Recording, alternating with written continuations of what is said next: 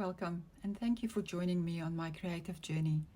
My name is Rianna Jacobs and I'm from Mossel Bay in South Africa. You can download the PDF line file free on my website if you want to paint with me.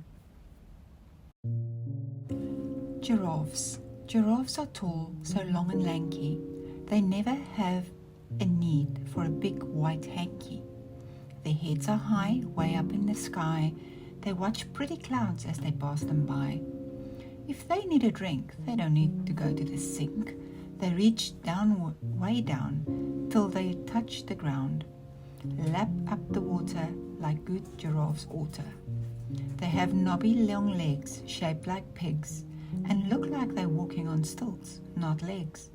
They run really fast and never are last, so you better not race with a long, tall giraffe, or he'll be the one who has the last laugh. So as you can see or hear from the poem, we're doing the giraffe this week. I'm only doing the face of the mum and baby at this stage of my journey, and I'm still learning, obviously, as you know. I feel a little bit bigger detail. I work easier with that, but it's still something new. So I feel like fine details I'll wait for a little later. I hope you enjoy, and I hope you get the time to just paint with me. Enjoy.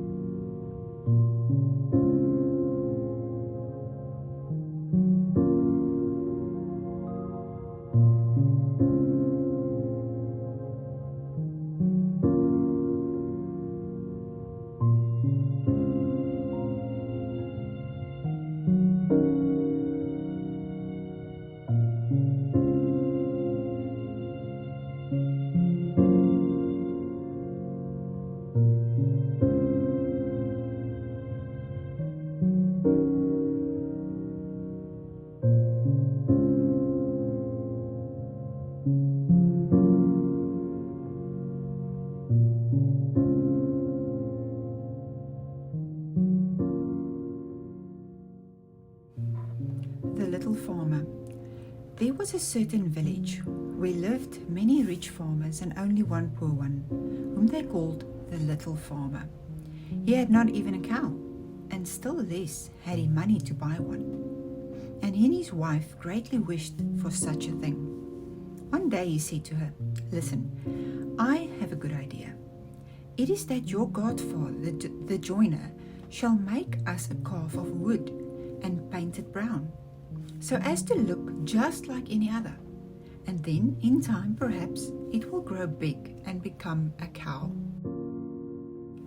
This notion pleased the wife, and Godfather Joiner set to work to saw and plane, and soon turned out a calf complete, with its head down and neck stretched out as if it were grazing.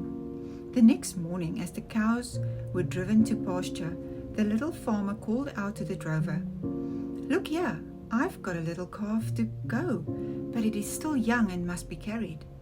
"All right," said the drover, and tucked it under his arm, carried it into the meadow, and stood it in the grass. So the calf stayed where it was put, and seemed to be eating all the time. And the drover thought to himself, It will soon be able to run alone if it grazes at that rate. In the evening, when the herds had to be driven home, he said to the calf, "If you can stand there eating like that, you can just walk off on your own 4 legs. I'm not going to lug you under my arm again." But the little farmer was standing by his house door and waiting for his calf. And when he saw the cow herd coming through the village without it, he asked what it meant. The cow herd answered, "It is still out there eating away and never attended to the call and would not come with the rest." Then the little farmer said, "I will tell you what, I must have my beast brought home."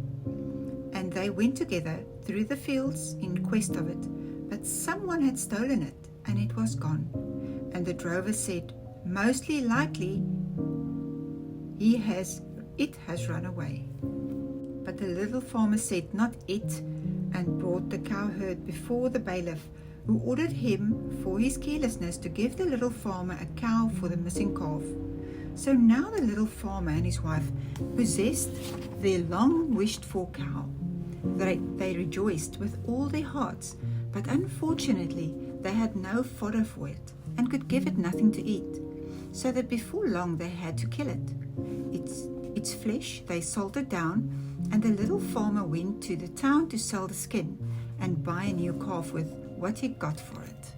On the way he came to a mill where a raven was sitting with broken wings, and he took it out of pity and wrapped it in the skin. The weather was very stormy and it blew and rained, so he turned into the mill and asked for shelter. The miller's wife was alone in the house, and she said to the little farmer, "Well, come in and lie down in the straw." And she gave him a piece of bread and cheese. So the little farmer ate and then lay down with his skin near him, and the miller's wife thought he was sleeping with fatigue. After a while it came another man, and the miller's wife received him very well, saying, "My husband is out, we will make good cheer." The little farmer listened to what they said, and when he heard good cheer spoken of, he grew angry. To think he had been put off with bread and cheese, for the miller's wife presently brought out roast meat, salad, cakes and wine.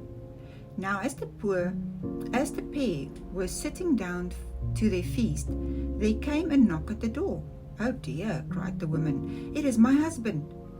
In a twinkling she popped the roast meat into the oven, the wine under the pillow, the salad in the bed, the cakes under the bed, and the man in the linen closet. Then she opened the door to her husband, saying, "Thank goodness you are here. What weather it is! As if the world were coming to an end." When the miller saw the little farmer lying in the straw, he said, "What fellow have you got here?" "Oh," said the wife, "the poor chap came in the midst of the wind and rain and asked for shelter, and I gave him some bread and cheese and spread some straw for him." The husband answered, "Oh, well, I have no objection. Only get me something to eat at once." But the wife said, "There is nothing but bread and cheese." "Anything will do for me," answered the miller. "Bread and cheese forever."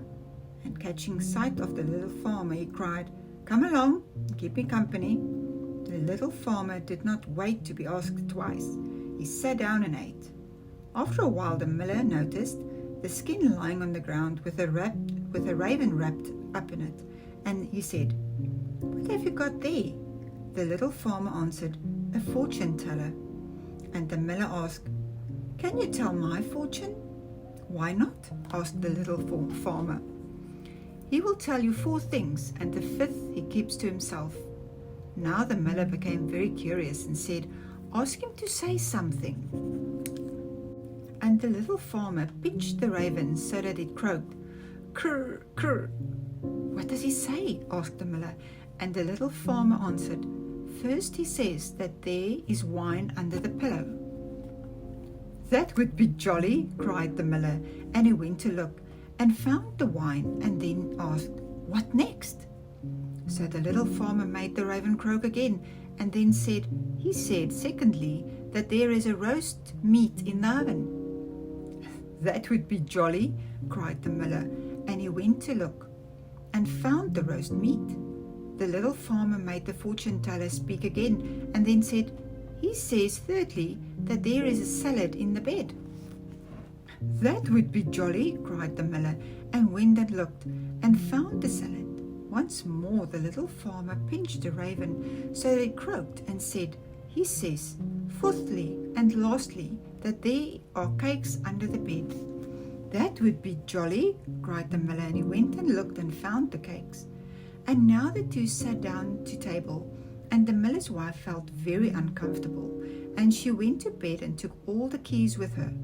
The miller was eager to know what the fifth thing could be, but the little farmer said, "Suppose we eat the 4 things in peace first, for the 5th thing is a great deal worse." So they sat and ate, and while they ate, they bargained together as to how much the miller would give for knowing the 5th thing, and at last they agreed upon $300. Then the little farmer pinched the raven so that he croaked aloud, and the miller asked what he said, and the little farmer answered, "He says that there is a demon in the linen closet." "Then," said the miller, "that demon must come out of the linen closet," and he unbarred the house door while the little farmer got the key of the linen closet from the miller's wife and opened it. Then the man rushed forth and out of the house, and the miller said, "I saw the black rogue with my own eyes, so that is a good riddance." And the little farmer took himself off by daybreak next morning with the $300.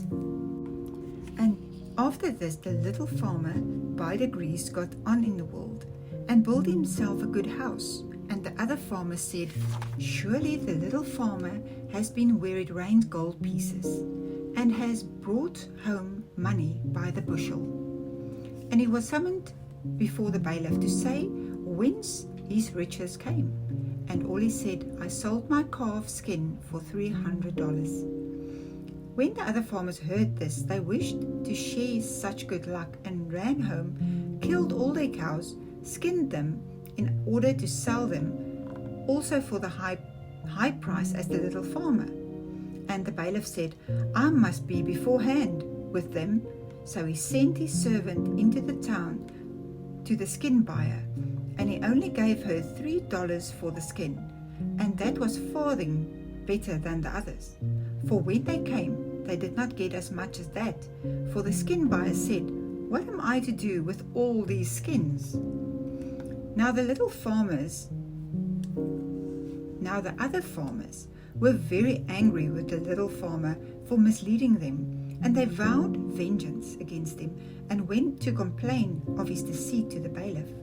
The poor little farmer was with one voice sentenced to death, and to be put into a cask with holes in it and rolled into the water.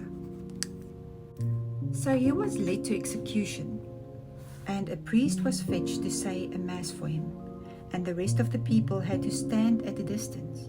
As soon as the little farmer caught sight of the priest, he knew him for the man who was hid in the linen closet at the miller's.